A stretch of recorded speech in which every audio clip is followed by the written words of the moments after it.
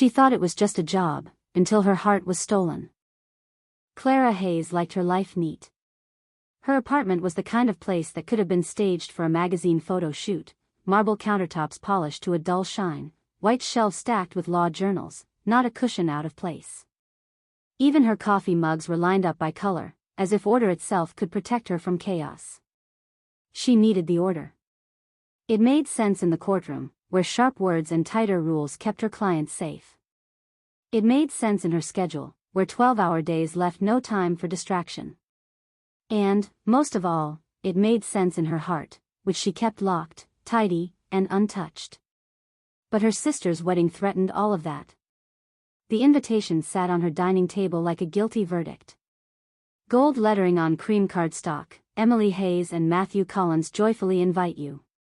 Clara had read it 100 times, each glance more irritating than the last. Not because she wasn't happy for her sister, Emily deserved every ounce of joy, but because Clara dreaded the questions that would come with it. Still single, Clara? When will it be your turn? You're not getting any younger, you know. Her mother would whisper those words with pity disguised as concern. Aunts would chuckle over glasses of champagne. Old friends would smirk knowingly, as if Clara's career had swallowed her femininity whole.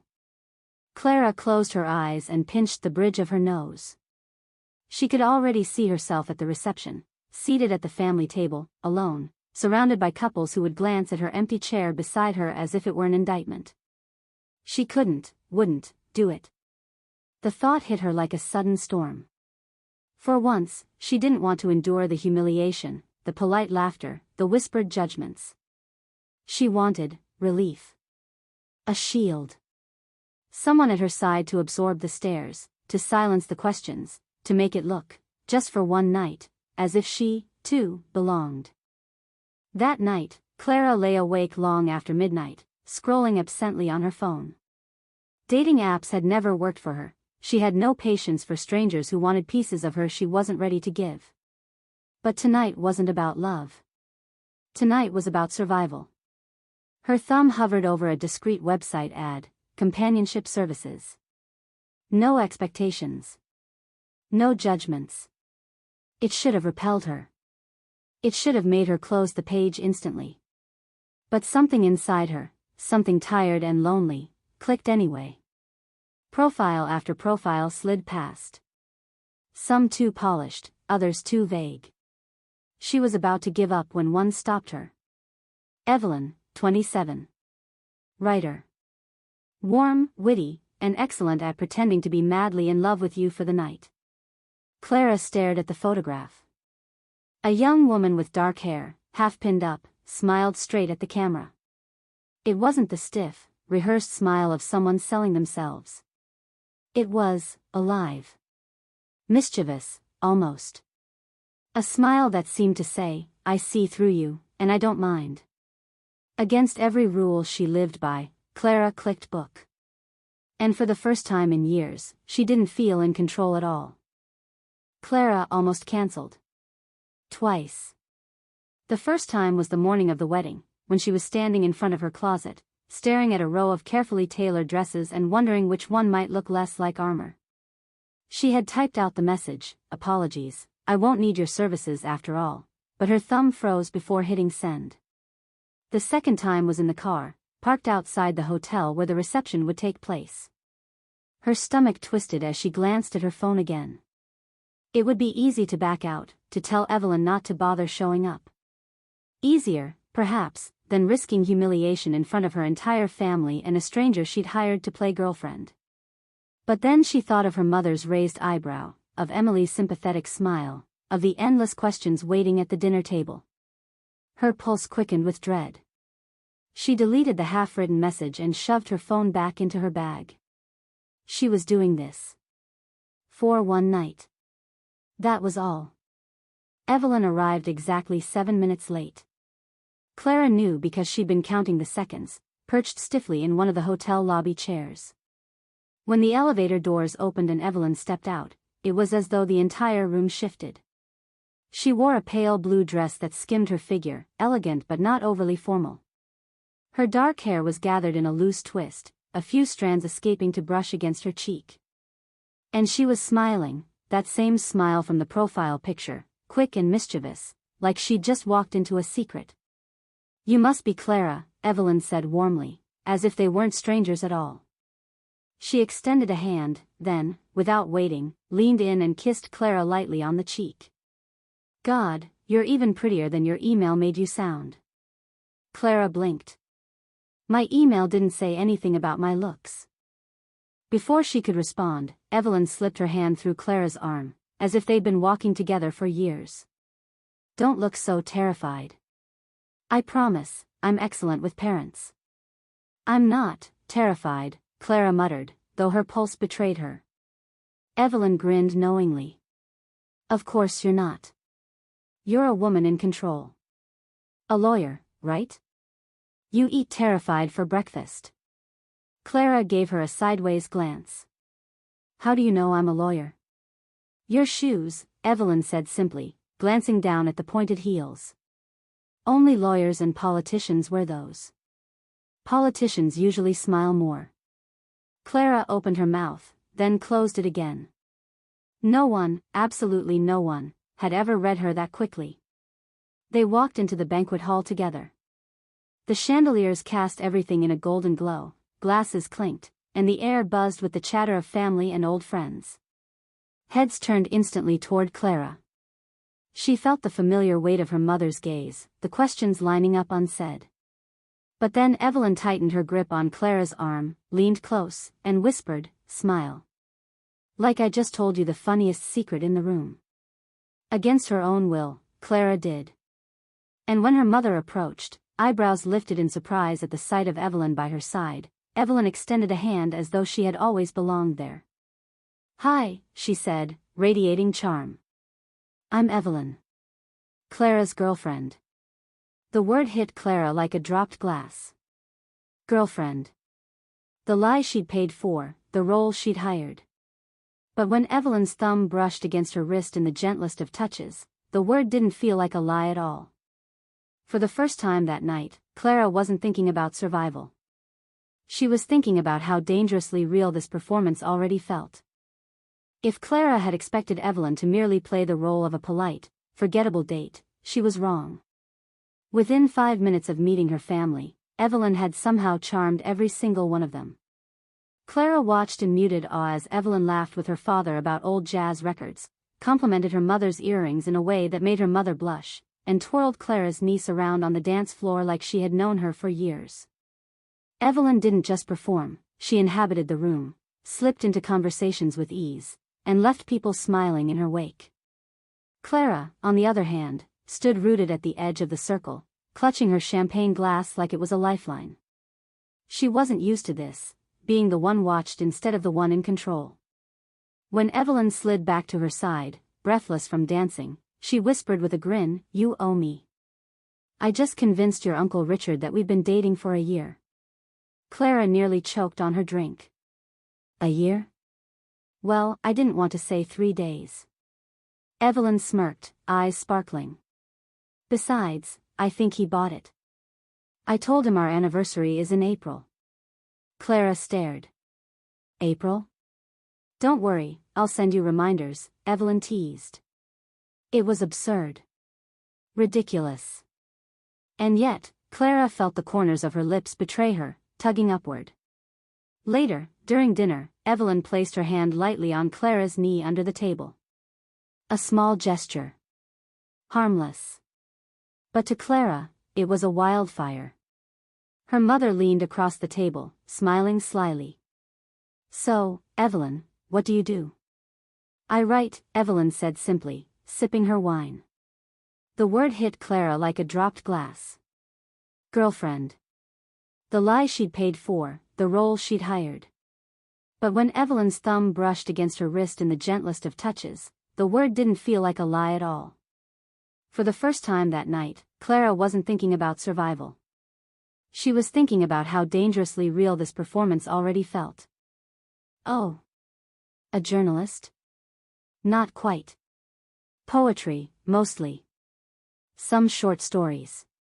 Clara braced herself for the inevitable judgment, but Evelyn didn't flinch. Her voice was steady, unashamed.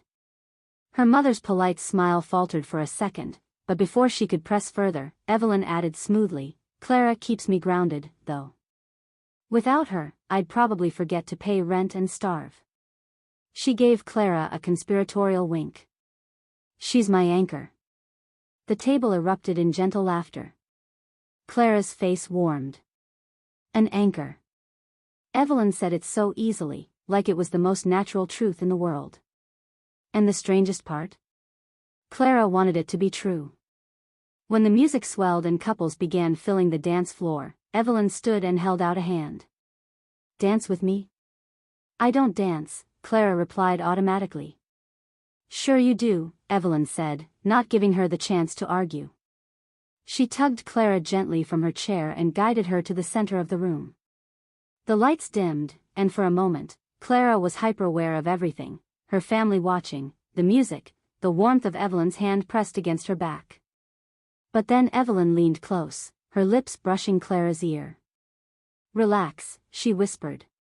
"It's just you and me." And somehow, impossibly, Clara did. For the first time in years, she let go.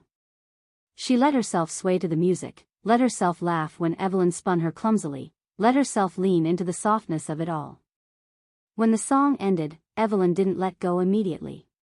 She looked at Clara with an expression so open, so tender, that Clara's breath caught. This was supposed to be pretend. Just pretend. So why did it already feel like the most real thing in her life? By the time the cake was cut, Clara had almost forgotten that Evelyn was hired. Almost. It was hard to remember when Evelyn laughed so easily with Emily, the bride, as if they'd grown up together. Or when she volunteered to help carry extra bottles of champagne, disappearing into the kitchen with the waitstaff like she belonged anywhere she went. But it was hardest to remember when Evelyn returned to her side, slipping into the empty chair beside her with a sigh, her hand brushing against Clara's as if by accident. "Your family's sweet," Evelyn murmured, leaning close. "Though your Aunt Sylvia just invited me to Thanksgiving." Clara blinked. What?" Evelyn grinned. "I told her we'd bring dessert." "We?" Clara repeated, trying not to choke on her wine. "Well, you didn't want to go alone, right?" Evelyn teased. Clara gave her a look, but Evelyn only raised an eyebrow in return. And the thing was, Clara couldn't even muster irritation. Instead, she felt an unfamiliar warmth bloom in her chest. As the evening slipped on, Evelyn's performance only grew more convincing. She didn't just hold Clara's hand when people were watching, she brushed her fingers against Clara's knuckles when no one was. She didn't just smile at the right moments, she studied Clara like she was learning a language only the two of them shared. During a quiet lull, Evelyn leaned in, her lips inches from Clara's ear. "Your mother loves me, by the way." Clara arched an eyebrow. "Doubtful." "No, really," Evelyn insisted, laughter in her voice. "She asked how we met. I told her the truth." "The truth?" Clara's stomach lurched. "Sure. I said we met online." Evelyn smirked. "Which is technically true." Clara nearly dropped her fork. Evelyn's laughter bubbled out, soft and low, and it struck Clara that this wasn't just a performance. Evelyn was having fun. She wasn't acting a role, she was herself, unapologetic and fearless, even in front of a room of strangers. And Clara, who lived every moment of her life carefully calculated, couldn't look away.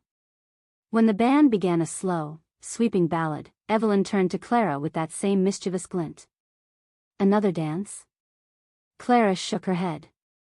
"No. Once was." But Evelyn was already standing, already reaching for her hand. "Come on, counselor. Just one more." Clara hesitated, glancing at the crowd. The room felt suddenly too bright, too focused. Yet when Evelyn's hand slid into hers, warm and sure, resistance crumbled. They moved onto the dance floor. This time, Evelyn didn't spin her or tease her. She simply pulled Clara close, their bodies fitting together with quiet inevitability. "You're trembling," Evelyn whispered. "I'm not." "You are." Evelyn's lips curved into the faintest smile. Relax. No one's watching. But Clara knew that wasn't true. Her family was watching. The whole room probably was. And yet, she didn't care.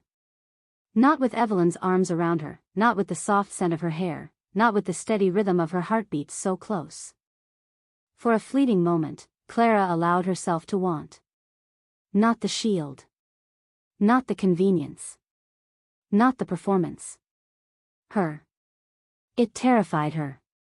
When the song ended, Clara stepped back too quickly, her composure snapping into place like a slammed door. "Thank you," she said stiffly, as if Evelyn had merely offered her a glass of water. Evelyn studied her for a long, unreadable moment. Then she gave a small, knowing smile. "Careful, Clara," she murmured. "You're starting to forget it's an act." And with that, she walked away, leaving Clara's pulse thundering louder than the music. Clara told herself it was over. The morning after the wedding, she folded the pale blue dress Evelyn had left draped across a chair, smoothed her own hair into its usual severe bun, and rehearsed the lines she would use if anyone at the office asked about the weekend. It went fine. My sister looked beautiful. The ceremony was lovely. Simple. Safe. Detached. She didn't tell anyone about Evelyn. About the warmth of her hand, the way her laughter seemed to echo long after she'd left. About how Clara had gone to bed that night, lying awake for hours replaying the feeling of being held like she belonged somewhere. No, Evelyn had been a performance. A shield. A one-night arrangement. And it was done. Or at least, it should have been. 3 days later, Clara found herself standing outside a little cafe near her office. She had no logical reason to be there, except that Evelyn had texted her. Debrief? The message had read. Every great performance deserves a post-show coffee. Clara had stared at it for 10 minutes before replying with a single word, fine. Now, sitting across from Evelyn in a cramped corner booth, she felt more off balance than she had in years. Evelyn wore a loose cardigan over a simple dress, her hair down this time, spilling in dark waves over her shoulders. She looked less polished, less staged, and somehow even more disarming. "So," Evelyn said, stirring sugar into her latte. "Did I do well?" "You were convincing," Clara admitted carefully. "Convincing?" Evelyn leaned back, mock offended. "Darling, I had your Uncle Richard asking about grandkids before dessert. That's not convincing, that's Oscar-worthy." Clara's lips twitched before she caught herself. She looked down, focusing on her untouched coffee. "You went above expectations." "Thank you." "Above expectations," Evelyn repeated, grinning. "I'll take it." For a moment, silence settled between them, broken only by the clatter of cups and the hiss of the espresso machine. Clara sipped her tea. "So," Evelyn said softly, "is this the part where you disappear and pretend we never met?" Clara stiffened. "That was the arrangement." Evelyn tilted her head. "Right. One-night girlfriend. Job done." She paused, then smiled faintly. "But you don't strike me as the kind of woman who does anything halfway." Clara's throat tightened. She didn't answer. Evelyn leaned forward, resting her chin in her hand. "Tell you what. Let's not call this work anymore. No contracts, no performance. Just coffee." Clara should have said no. She should have stood up, walked away, restored the walls around her heart. But instead, she found herself nodding, small, reluctant, but undeniable. "Fine," she said. "Just coffee." But when Evelyn smiled at her across the table, Clara felt something shift. Deep down, she knew it was already more than that. Clara insisted it wasn't a pattern. The second time she called Evelyn, it was only because of a firm networking gala. The kind where senior partners paraded their perfect spouses around like medals, and Clara dreaded the thought of standing there alone, a glass of wine in one hand and silence in the other. Evelyn had shown up in a black dress that skimmed her figure and introduced herself as Clara's girlfriend with such easy confidence that the partners' wives leaned in eagerly, asking about her writing career. Evelyn had even improvised a story about drafting poems on cocktail napkins while Clara was buried in case law. Everyone had laughed. Clara, against her will, had laughed too. Afterward, in the car, Evelyn had grinned at her. "See? You survived." Clara had rolled her eyes, but her chest had ached with something warm. The third time, it wasn't even an event. Clara had simply texted, "Dinner? Business dinner?" Evelyn replied. "Practice," Clara answered, before she could stop herself. Evelyn's response had been immediate, "I adore practice. Pick me up at 7. Dinner had turned into 2 hours of conversation that strayed far from safe topics. Evelyn talked about the tiny apartment she loved because of the sunlight in the mornings, about her obsession with used bookstores, about the poem she was struggling to finish. Clara found herself listening, not with polite nods, but with genuine interest. No one at her office ever talked about things like that. They spoke in billable hours, deadlines, verdicts. Evelyn spoke in colors, in half-formed lines of poetry, in unguarded laughter that made Clara's stomach flutter. "You don't smile enough," Evelyn said suddenly, tilting her head. "I smile," Clara protested. "Barely." Evelyn grinned. "You frown beautifully, though. Very intimidating. Like you're about to cross-examine the waiter for forgetting your appetizer." Clara nearly choked on her wine. She hadn't laughed, really laughed, in months. And Evelyn had drawn it out of her like it was easy. By the 4th practice date, Clara stopped pretending she was hiring Evelyn. They went for a walk through the park on a Sunday morning, Evelyn carrying coffee, Clara trying not to notice how sunlight caught in Evelyn's hair. Evelyn stopped suddenly by the fountain, pulling a crumpled napkin and pen from her bag. "Hold this," she said, handing Clara her cup. Then she crouched down, scribbling furiously. "What are you doing?" Clara asked, bemused. "Line of a poem," Evelyn murmured, not looking up. "If I don't catch it now, it'll vanish." Clara stood there, holding both coffees, watching Evelyn hunch over the paper, her brow furrowed in concentration. Something tightened in her chest. Something dangerous. This wasn't an act. This wasn't practice. This was Evelyn.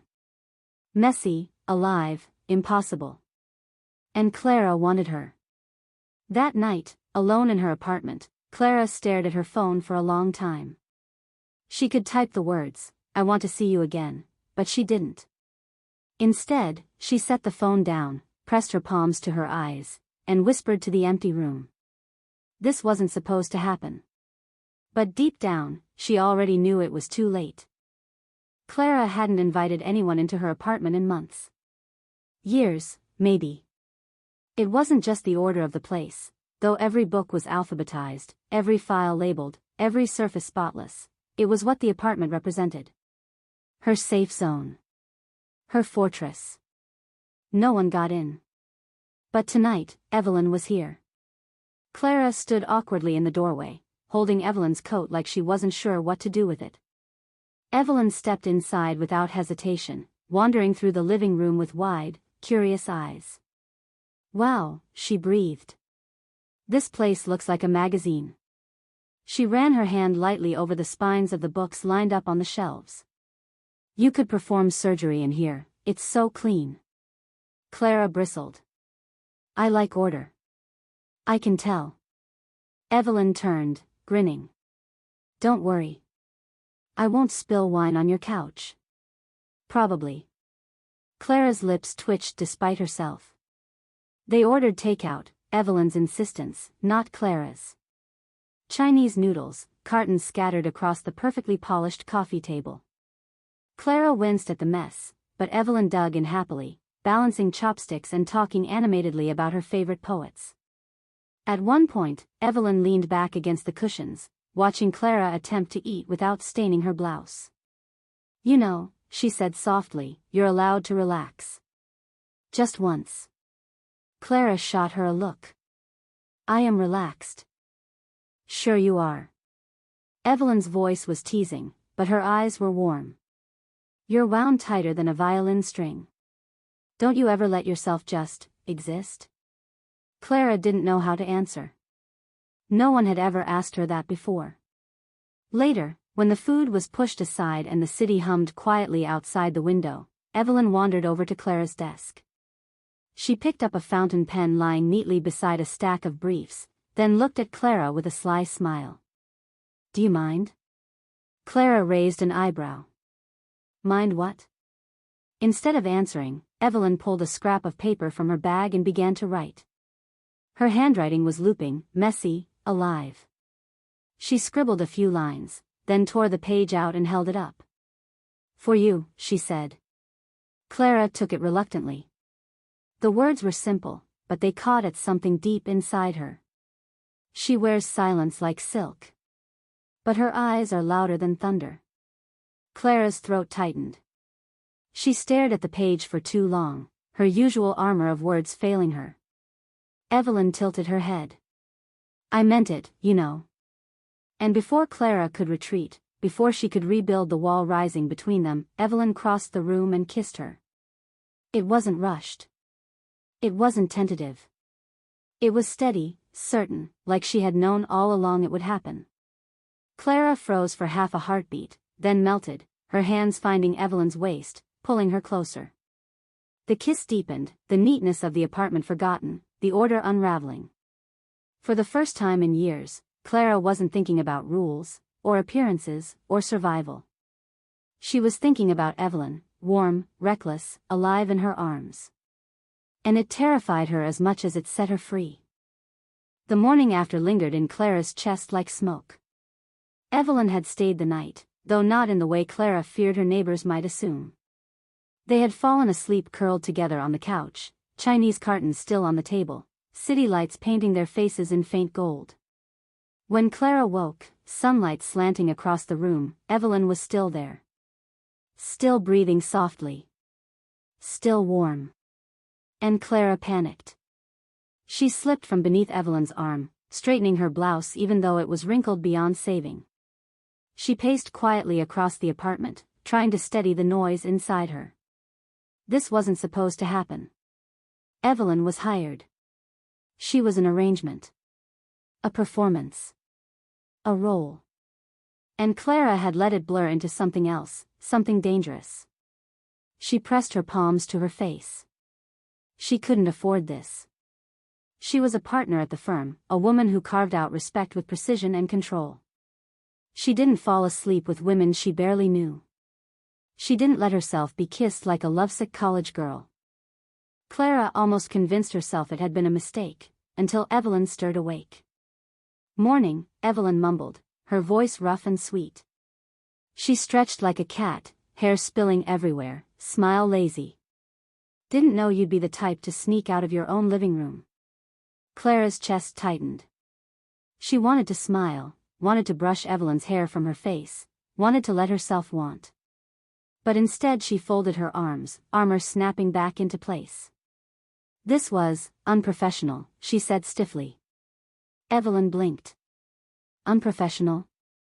Our arrangement, Clara continued, though her voice faltered. It's business. It can't become anything else. Evelyn sat up slowly, eyes searching Clara's face. No anger, no mockery, just quiet disappointment. I see, she said finally. The silence that followed was heavier than any argument. Clara wanted Evelyn to fight, to laugh it off, to insist on staying. Instead, Evelyn only gathered her things with a soft efficiency that hurt more than shouting ever could. Before leaving, she paused at the door. You know, Clara, you can't hire away loneliness. It always finds its way back in. And then she was gone. Clara stood frozen in the silence of her perfect apartment. The Chinese cartons had gone cold. The poem Evelyn had written still lay on her desk, waiting. And for the first time, Clara wondered if she had just pushed away the only thing real she'd ever been given. And then she was gone. Clara stood frozen in the silence of her perfect apartment. The Chinese cartons had gone cold. The poem Evelyn had written still lay on her desk, waiting. The week after Evelyn left was suffocating. Clara buried herself in work with surgical precision. She billed hours, filed motions, tore through case law until her eyes blurred. The partners at the firm praised her focus, her stamina. None of them knew she was running. At night, though, when she slipped off her heels and collapsed into her pristine apartment, the silence roared. The memory of Evelyn's laugh haunted every corner. The couch still held the ghost of her warmth. And that poem, those few careless words, burned in Clara's drawer like contraband. She told herself she was fine. She was always fine. But then why did her hands ache to reach for her phone? Across the city, Evelyn was trying to distract herself too. She picked up extra shifts at the cafe, flirted with customers, scribbled poems on napkins. But her smile never reached her eyes. Her friends noticed. "You've gone soft," one teased as Evelyn zoned out again mid-conversation. Evelyn rolled her eyes, but inside she knew the truth. She'd met plenty of women before, some fleeting, some tender, some thrilling. But none of them had looked at her the way Clara did, like she was both a risk and a revelation. It wasn't supposed to hurt like this. Not when it had been an arrangement. Not when Clara had made it so clear. A rainy evening found Clara walking home from work, umbrella snapping in the wind. She passed a little bookstore, the kind tucked between glass towers like it had survived out of stubbornness. And there, in the window display, was Evelyn. She sat cross-legged on the floor, sorting a stack of second-hand poetry books. Her hair was loose, damp at the ends. She was laughing at something the clerk said, and even through the rain-blurred glass, Clara felt the ache of missing her. She froze, unable to move closer. Unable to turn away. The distance wasn't just miles, she realized, it was fear. Fear of letting someone in. Fear of being seen. Evelyn looked up, as if sensing something, and for a heartbeat their eyes met through the glass. Clara's breath caught. Evelyn's smile faltered. Then someone called Evelyn's name from inside, breaking the moment. Clara turned sharply, walking into the storm as if the rain could wash the look from her face. But the distance between them only grew heavier. It was another gala. Another night of sharp suits, glittering dresses, champagne glasses clinking beneath chandeliers. Clara hated them all, but it was part of the role, networking, smiling, showing the board she could blend power with charm. Except this time, the board had arranged companions for some of the guests. And when Clara's eyes swept the crowded room, she froze. Evelyn was there. She stood near the piano, wearing a midnight blue dress that hugged her like it was made for her. She was talking to a pair of investors, her laughter bright but rehearsed. And Clara knew instantly, she had been hired again. But not by Clara. Clara's chest tightened, heat rushing to her face. She wanted to look away, to retreat behind her usual mask. Instead, she found herself drifting closer, pulled like gravity. When Evelyn finally turned and saw her, the air seemed to split. "Clara." Her voice was cool, even. But her eyes betrayed her, something flickered there, sharp and aching. "You're working," Clara said stiffly, as if the word didn't taste bitter on her tongue. Evelyn tilted her head, smiling without warmth. "That's what I do, remember?" The words stung more than they should have. Clara swallowed. She wanted to say so much, "I miss you. I made a mistake. You terrify me in ways I don't know how to live without." But the room was full of watchful eyes, and her pride held her tongue hostage. Instead she said, "You look, well." "And you look exactly the same," Evelyn replied, voice sharp but trembling at the edges. The night carried on, but Clara couldn't focus. She watched Evelyn from across the room, watched her laugh, watched her smile at men who weren't listening. Each glance was a knife twist. Finally, near midnight, Clara found her by the balcony doors. Evelyn had slipped outside, alone, the city spread beneath her like a dark ocean of lights. "Why are you here?" Evelyn asked without turning. Clara stepped into the cool night air, her pulse racing. Because I can't stay away. Evelyn laughed softly, bitterly. That's rich. You had your chance, Clara. And you chose fear. Clara's throat tightened. She moved closer, not daring to touch her. I know. And I regret it every second. Evelyn finally looked at her, eyes fierce and wet. Then prove it. Because I'm not some secret you can lock in a drawer. The silence stretched between them, heavy with everything unsaid. And for the first time, Clara realized she had reached a breaking point, either tear down the walls she'd built her whole life, or lose Evelyn forever. Clara. Her voice was cool, even. But her eyes betrayed her, something flickered there, sharp and aching. You're working, Clara said stiffly, as if the word didn't taste bitter on her tongue. The city sprawled beneath them, glittering and endless, but all Clara saw was Evelyn. For years, Clara had built her life on absolutes. The law was black and white, success meant control, love was a luxury she didn't have time for. But standing on that balcony, Evelyn's words echoing in her chest, Clara realized that everything she had believed was cracking. I don't know how to do this, Clara whispered, her voice raw. I don't know how to be what you deserve. Evelyn's gaze softened, but her stance stayed firm. I don't need perfect. I don't need polished. I just need real. And I don't think you trust yourself enough to give that. The words sliced through her. Clara felt the old instinct to retreat into contracts and boundaries and rules, but Evelyn's eyes held her steady, daring her not to run. The music from the gala drifted faintly through the glass doors. Inside, partners and clients laughed and clinked glasses. That world, the one she'd clawed her way into, was waiting for her return. But so was Evelyn. Clara's heart hammered. For once, logic failed her.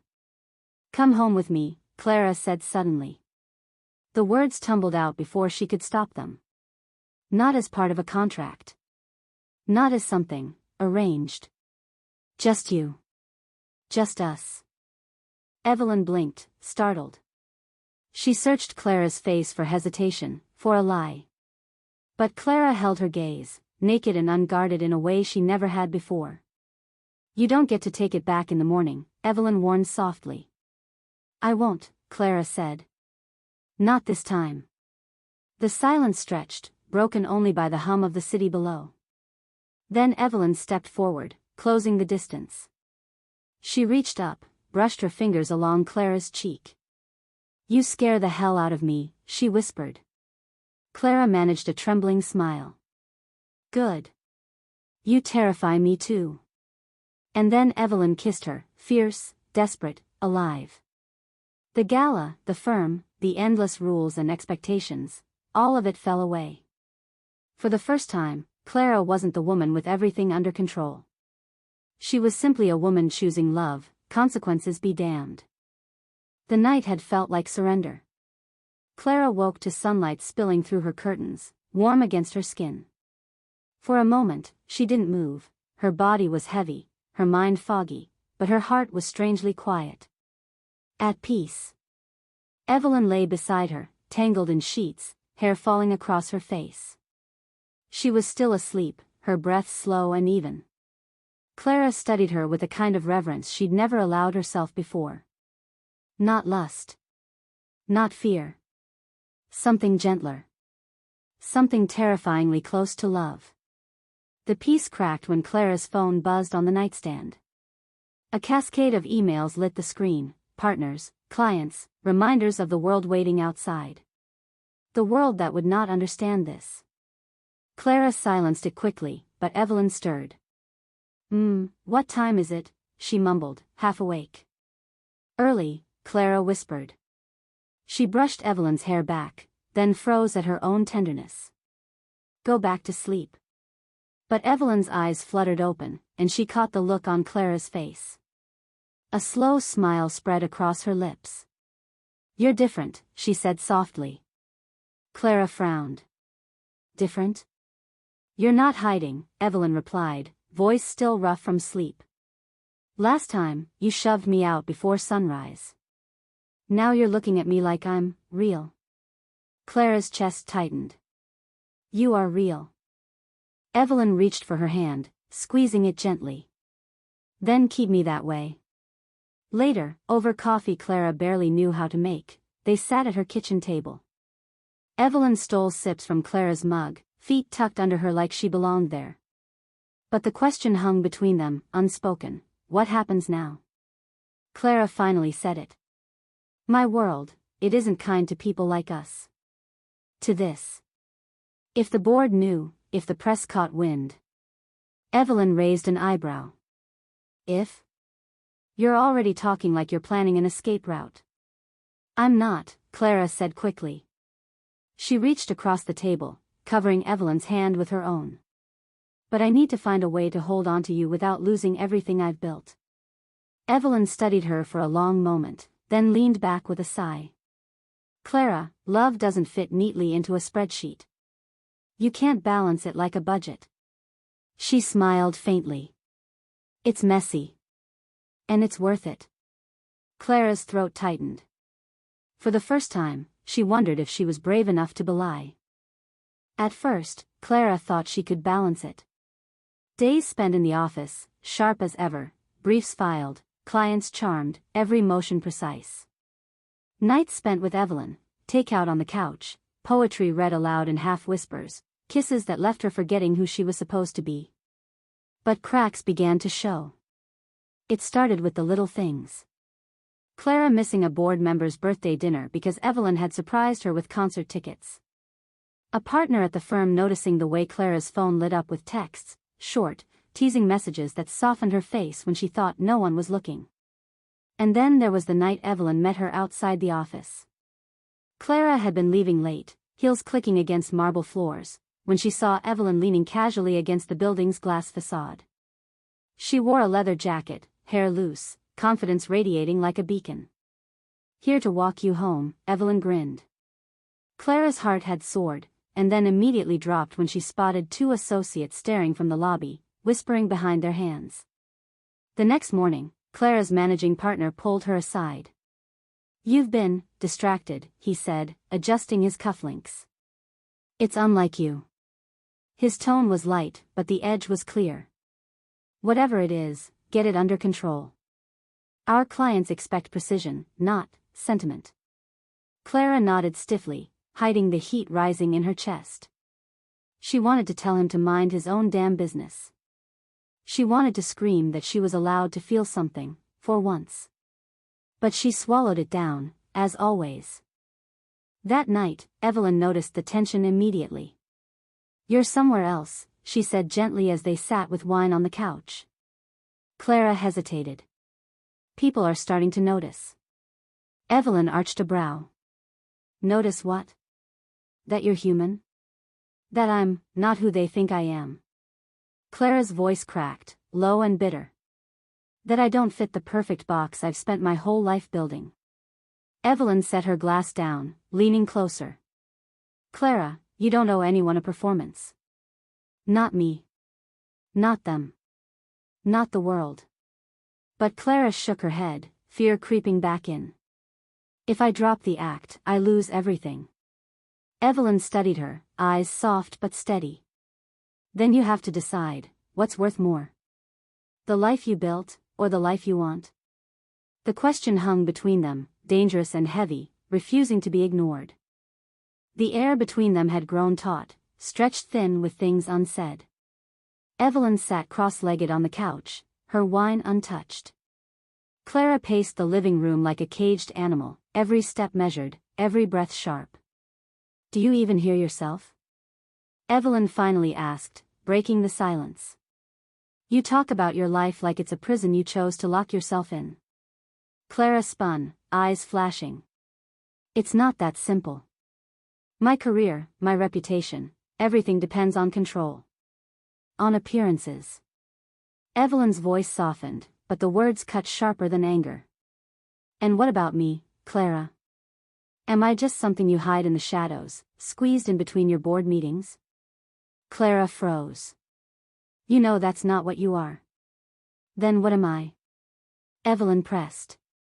She rose from the couch, closing the space between them. Because right now, I feel like a secret you're ashamed of. And I can't live my life waiting for you to choose me when it's convenient. The words struck deep. Clara's throat tightened, but she couldn't answer. Not yet. Evelyn swallowed hard, her eyes shimmering with unshed tears. I don't need your money. I don't need your perfect apartment, or your perfect image. I just need you. All of you. Out in the open, without apology. She stepped back, her hands trembling. But if you can't give me that, then tell me now, because I won't keep breaking myself for someone who won't stand up for us. Clara's chest ached, every instinct screaming to reach out, to hold Evelyn, to beg her not to go. But fear still clawed at her ribs, whispering about headlines, whispers at the firm, doors closing forever. Her silence was its own confession. Evelyn's face crumpled. She nodded once, as if she'd been expecting this all along. I love you, Clara, she whispered. But I won't disappear for you. And then she left, the door shutting softly behind her. Clara sank into the silence, the poem Evelyn had once written still tucked in her desk. The words echoed in her head, her eyes are louder than thunder. For the first time, thunder was all she heard inside herself. Clara returned to her fortress of glass and steel, pretending nothing had changed. At the firm, she was sharper than ever, her cross-examinations cut like knives, her briefs flawless. Colleagues praised her renewed focus, mistaking her hollow intensity for discipline. But at night, when the doors shut and the silence swallowed her whole, Clara unraveled. The wine glasses stayed clean. The couch stayed cold. The poem Evelyn had written sat folded in her desk drawer, worn soft at the edges from the nights Clara pulled it out just to trace the letters with her fingertip. She wears silence like silk. But her eyes are louder than thunder. She tried to bury herself in routine, but everything reminded her. The corner cafe where Evelyn once stole her coffee order. The bookstore where she'd glimpsed her through rain-slick glass. Even the scent of leather from her jacket stirred memories too sharp to swallow. The city hadn't changed.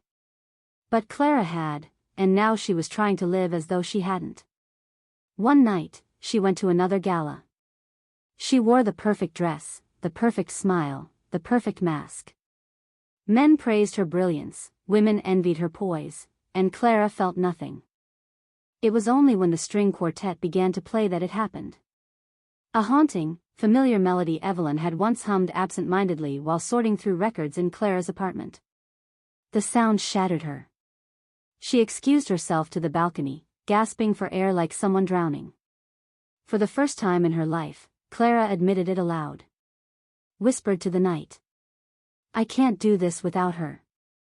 The words tasted like freedom, and like defeat. Back inside, the party raged on. But Clara stood on the balcony, staring at the city lights, and realized the truth Evelyn had left her with. Her life was immaculate, successful, polished, and utterly empty without love. The silence wasn't protection anymore. It was a sentence. And she wasn't sure how much longer she could serve it. Clara didn't sleep that night. Her apartment, usually a sanctuary of order, felt like a cage. Every untouched wine glass, every folded blanket, every silent corner reminded her of Evelyn. The poem, worn soft in her drawer, burned in her mind with every heartbeat. Her eyes are louder than thunder. She rose at dawn, dressed quickly, and stared at her reflection. Her suit was perfect. Her hair immaculate. Her reputation intact. But her chest felt hollow, and her stomach knotted with urgency. She couldn't wait anymore. The cafe. She knew it would be there. Evelyn couldn't resist the little hidden spots, the corners where she could breathe between gigs, jobs, life. Clara ran through the streets, ignoring the drizzle, ignoring the stares. She needed to see her. To tell her. To fix the wrong she had allowed to fester. And then she saw her. Evelyn was perched on a high stool behind the counter, scribbling in a notebook, hair loose, eyes intent. Clara froze. For a heartbeat, neither moved. Then Evelyn looked up, and recognition softened her features. Relief, maybe, or hope. Clara didn't stop. She crossed the room, pushed through the bell over the door, and stopped in front of her. I can't do this anymore, Clara said, voice breaking, shaky but unflinching. I can't hide. I can't pretend. I don't want a life without you. I don't care about the risks. I don't care about control. I just want you. Evelyn's pen hovered over the page. Silence stretched long, fragile, electric. I've been patient, Evelyn said quietly. But there's only so long someone can wait. Clara swallowed. Then I'm done making you wait. I'm done hiding. I choose you. All of you. Right now, if you'll let me. Evelyn studied her, eyes piercing, searching for truth. Then, slowly, a smile broke across her face, a mixture of triumph, relief, and love. You're terrifying, she said softly. And reckless. And perfect for me. Clara laughed shakily. I don't feel perfect. No, Evelyn admitted, leaning closer. You feel alive. And that's enough. Their lips met, this time not in stolen moments or borrowed apartments, but in the quiet, sun-drenched corner of the cafe where everything began. The world outside ceased to exist. Orders went unfilled. Customers paused mid-step. It didn't matter. For the first time, Clara felt the weight of fear lift. She had risked everything, her reputation, her control, her safe life, and found love waiting on the other side. And for the first time, she knew she could survive it. The first weeks weren't easy. Clara had to learn how to let someone in without guarding every corner of her life. Evelyn had to learn how to trust Clara's walls wouldn't close in on her every gesture, every word. But they learned together, slowly, carefully, with laughter and stubbornness and stolen moments that became routines. Breakfast on the balcony became a weekday ritual. Evelyn read poems aloud while Clara sipped coffee, pretending to review briefs but secretly absorbing every word. Weekends were for exploring hidden corners of the city, bookstores, little cafes, art exhibits, and sometimes, just sitting on a park bench, holding hands in silence. Their love wasn't perfect. It was messy. Frustrating. Loud when it needed to be, tender when it could. At the firm, Clara learned to balance transparency with discretion. She didn't hide Evelyn, but she also didn't parade her. She introduced her casually at parties, a calm certainty in her voice that silenced questions before they formed. Evelyn, in turn, learned the rhythms of Clara's world, meeting her challenges with patience and humor. And in the quiet moments, when the city hummed outside their windows, Clara realized she had never felt more at home. They made small promises, tiny rituals that carried enormous weight. Evelyn left little poems on Clara's desk. Clara made sure Evelyn's favorite books were stacked by the bed, ready for late-night readings. And one night, as they lay entwined, Evelyn whispered, I never thought I'd find a home in someone's heart like this. Clara brushed a strand of hair from her face, smiling softly.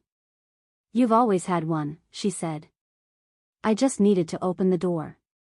Life moved forward. Challenges arose, busy schedules, demanding clients, the occasional intrusion of gossip, but they faced it together. They learned that love wasn't about perfection. It was about showing up. Choosing each other, day after day, storm after storm. And for Clara, the woman who had spent a lifetime building walls, it was liberating. Vulnerability didn't weaken her, it made her alive. With Evelyn, she was not just surviving. She was thriving. Years passed quietly, filled with small victories and shared moments. Clara and Evelyn built a life together that was messy, beautiful, and fiercely theirs.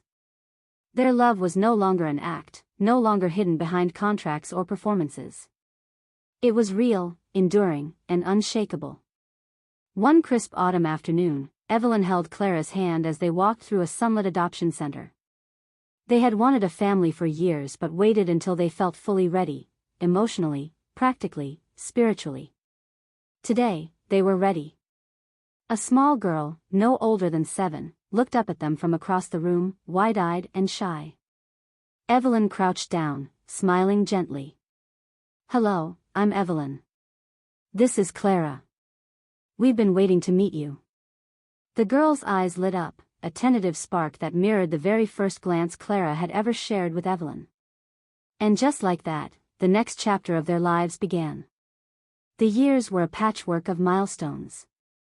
School recitals, birthday parties, late-night homework help, first heartbreaks, first crushes.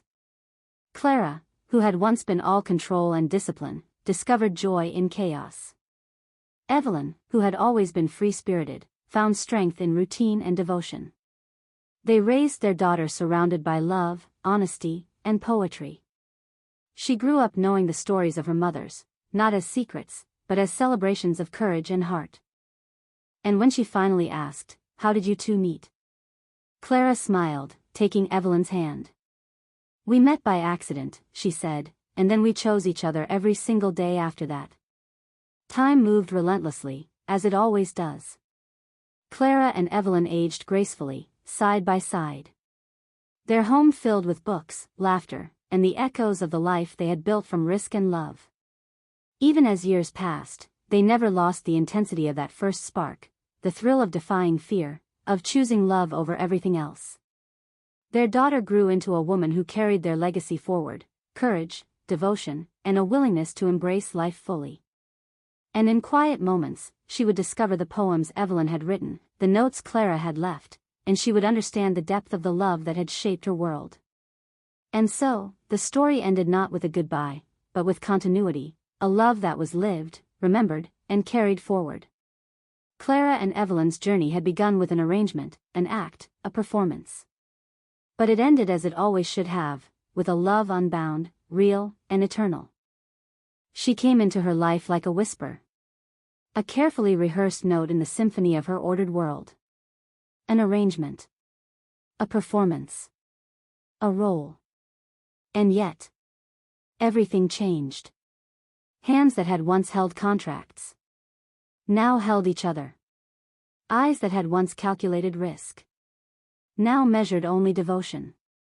The city sprawled below, indifferent. But inside their walls, time slowed. Coffee cups, poems, laughter spilled across floors. Where once silence had reigned. They built a life from stolen moments. From courage found in trembling hearts. They learned that love is messy. That fear is fleeting. And that the greatest risks often yield the greatest rewards. A daughter came. Small hands, wide eyes, laughter echoing like a promise. And in her, the legacy of 2 women. Who refused to hide. Who refused to settle. Who chose each other every single day. And when the years gathered softly around them, they did not look back in regret. They only looked forward. Knowing that love, true love, is never borrowed, never temporary. It is boundless. It is fierce. It is eternal. And so they lived. Unbroken, unafraid, unending. Their hearts, their story. Carried forever in the hands of those they loved. Turn on notifications bell to never miss a story. Share your thoughts in the comments, we love hearing from our viewers.